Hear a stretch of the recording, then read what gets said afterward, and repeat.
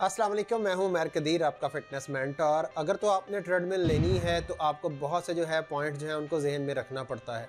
इसमें डिफरेंट किस्म की जी क्वालिटीज़ भी आती हैं और हमें बहुत ज़्यादा कन्फ्यूजन हो जाती है कि अगर ट्रेडमिल लें तो कौन सी लें। तो इसी सिलसिले में आज बात करेंगे, तो चलिए स्टार्ट करते हैं। अब आप घर बैठे हमारी सर्विसेज हासिल कर सकते हैं। Female home based workout, gym based workout, fat loss, weight gain, customised diet plans, kids growth and fitness, parenting guidance, athlete training, life coaching and many more. अगर आपने कोई ट्रेडमिल ख़रीदनी है तो सबसे पहला स्टेप उसमें ये होगा कि आपने अपना बजट जो है उसको देखना है। मार्केट के अंदर तकरीबन 45-50 हज़ार से लेकर 35 लाख तक जो है ट्रेडमिल जो है वो अवेलेबल है। तो आपने देखना है कि आपका बजट जो है वो क्या है, उसके अकॉर्डिंगली जी आपने एक रेंज सेलेक्ट कर लेनी है कि मैंने जो ट्रेडमिल लेनी है वो इस रेंज के दरमियान ही होनी चाहिए। दूसरे नंबर पे जी आपने जी अपना गोल जो है वो देखना है कि आपका ट्रेडमिल लेने का मकसद क्या है।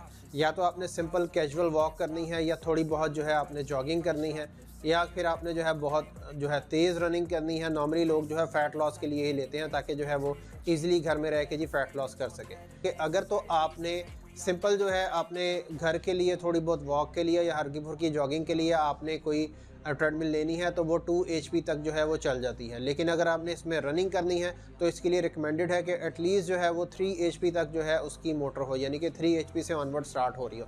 इसमें एक और पॉइंट आ जाता है कि कुछ जो है ट्रेडमिल जो है वो स्टार्ट हो रही होती हैं 2 एचपी कंटिन्यूस, उसके ऊपर लिखा होता है, और पीक लिखा होता है कि 4 एचपी तक जाएगी या 5 एचपी तक जाएगी।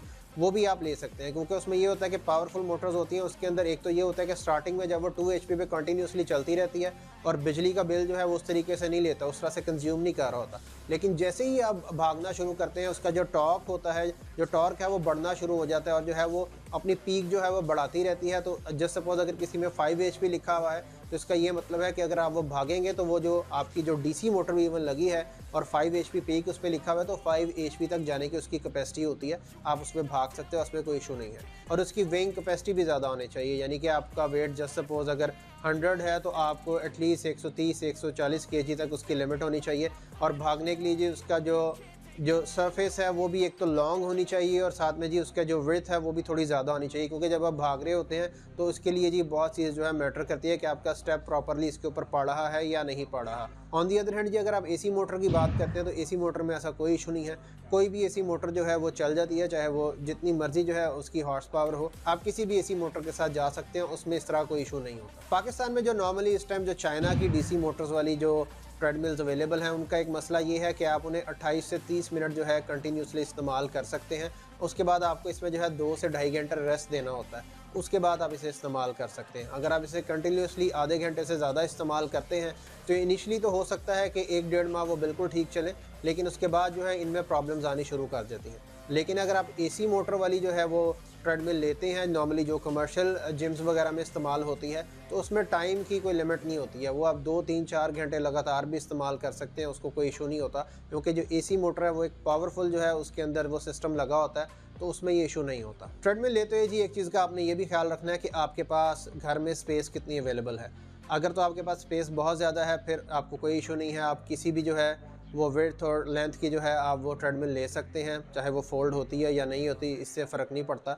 लेकिन अगर आपके पास जगह कम है तो आपने देखना है कि आपने उस जगह के अकॉर्डिंगली ट्रेडमिल लेनी है, और जो है वो फोल्डेबल भी हो, क्योंकि आजकल जो आई हुई हैं ट्रेडमिल वो इस तरह की आई हुई हैं कि आप उन्हें इतनी ज़्यादा वो फोल्ड हो जाती हैं और इतनी ज़्यादा वो कॉम्पैक्ट होती हैं कि आप उन्हें बेड के नीचे भी रख सकते हैं। तो इस चीज़ का आपने ख़ास ख्याल करना है। रनिंग सरफेस जी अगर तो आपने भागना है तो उसके लिए तकरीबन 60 इंच जो है उसकी लेंथ जो है वो होनी चाहिए, और एटलीस्ट जो है 20 से 22 इंचेस तक उसकी विड्थ होनी चाहिए। तो अगर आपने भागना है तो इस चीज़ का आपने ख्याल रखना है कि उसके विड्थ और उसकी जो लेंथ है वो उसके अकॉर्डिंगली हो। अगर तो आप चाहते हैं कि आप वॉकिंग के साथ साथ कोई इंटेंस वर्कआउट भी इसके ऊपर करें जिस पे जो है आपका जो है वो ज़ोर ज़्यादा लगे, तो इसके अंदर एक फ़ीचर आता है इंक्लाइन का।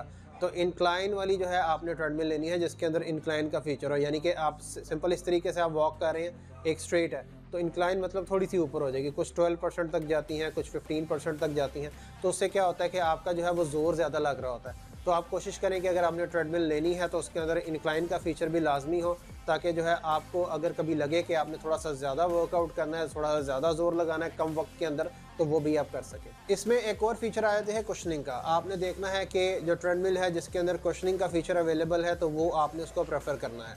क्योंकि जब हम वॉक कर रहे होते हैं तो रिसर्चेस के मुताबिक जो है ग्रेविटेशनल इम्पैक्ट की वजह से हमारे एंकल्स, हमारे जो नीज़ हैं, उसके अंदर बहुत ज़्यादा जो है वो जोर आता है। कुशनिंग फीचर का फ़ायदा ये है जी, जब हम इस पर वॉक कर रहे होते हैं तो जो ग्रेविटेशनल इम्पैक्ट की वजह से हमें कोई जोर आ रहा होता है, कोई इंजरी का चांसेस होता है हमारे नीज़ पे और हमारे एंकल्स पे, तो वो कम हो जाता है, उसको मिनिमाइज़ कर देता है रिस्क फैक्टर को। तो अगर आप इंजरी वगैरह से बचना चाहते हैं और चाहते हैं कि आपके एंकल्स और आपके जो नीज़ हैं उसमें कोई इशू ना आए, तो आपने कोशिश करनी है जो ट्रेडमिल लें उसके अंदर कुशनिंग का फीचर जो है वो लाजमी होना चाहिए। इसके अलावा जी कुछ लोग चाहते हैं कि डिस्प्ले बहुत अच्छा हो, इसके अंदर जी हार्ट रेट मॉनिटरिंग हो और म्यूज़िक वगैरह भी उसके अंदर हो, मल्टीमीडिया वगैरह इंस्टॉल हो, तो ये एक एडिशनल फीचर है। अगर आप वो लेना चाहें तो बिल्कुल ले सकते हैं। अगर आप इसका अल्टरनेटिव पे जाना चाहें तो अल्टरनेटिव भी इसके अंदर मौजूद होते हैं। आप खुद से आजकल जो है वॉचेज़ आ गई हैं, बहुत सारे गैजेट्स आ गए हैं जो आपको हार्ट रेट भी बताती हैं। इसके अलावा अगर आपने म्यूज़िक वगैरह सुनना है तो आप एक्सटर्नली जो है कोई भी ईयरबड्स वगैरह लगा के या अपने कमरे में कोई म्यूज़िक सिस्टम लगा के आप इसे कर सकते हैं। एक और रिकमेंडेशन ये है कि आप उसको एटलीस्ट टेस्ट कर लें। अगर तो आप किसी जगह पे जा रहे हैं, किसी स्टोर में वो मौजूद है और वहाँ पे उसकी टेस्टिंग की फैसिलिटी मौजूद है, तो आप वहाँ जाके एटलीस्ट उसे एक दफ़ा चला के टेस्ट करके देखें कि उसमें कोई मसला तो नहीं है आपको उसमें आ रहा है, कंफर्ट लेवल उसमें ठीक है, उसकी जो स्मूथनेस है वो स्मूथ से चल रही है कि नहीं चल रही, ये सारी चीज़ें आपने देखनी है। अगर तो आप इसमें कर सकते हैं तो किसी स्टोर पे जाके इसको टेस्ट ज़रूर करें। अगर आप नहीं कर सकते हैं तो फिर किसी रिलायबल पर्सन से जो आप लें, ताकि अगर कल को उसमें कोई इशू आए तो आप जो है उसके अकॉर्डिंगली जो उनसे आप बात कर सकें। लास्ट जो एक और इंपॉर्टेंट चीज़ है वो आपने देखनी है कि इसकी हैंडलिंग में कोई इशू तो नहीं आपको आएगा, क्योंकि ट्रेडमिल नॉर्मली जो है ये हैवी होती हैं और इनमें जी प्रॉब्लम आता है एक जगह से दूसरी जगह मूव करने का। तो आपने देख लेना है ईजी टू कैरी है, ईजी टू जो है वो मूव करना है उसको, इसके अलावा असम्बलिंग उसकी करनी है तो वो ठीक है। ये सारी चीज़ें जी आपने देख के जिस चीज़ का फैसला करना है कि आपने कौन सी ट्रेडमिल लेनी है। अगर तो ट्रेडमिल लेने के हवाले से आपको कोई भी इन्फॉर्मेशन चाहिए तो मेरा नंबर मौजूद है, आप इस पर मुझसे रब्ता कर सकते हैं। मैं आपकी इस सिलसिले में बेहतरीन जो है वो रहनुमाई कर दूँगा। मुझे उम्मीद है आपको ये वीडियो पसंद आई होगी। अगली वीडियो में फिर हाजिर होंगे, तब तक के लिए अल्लाह हाफ़िज़।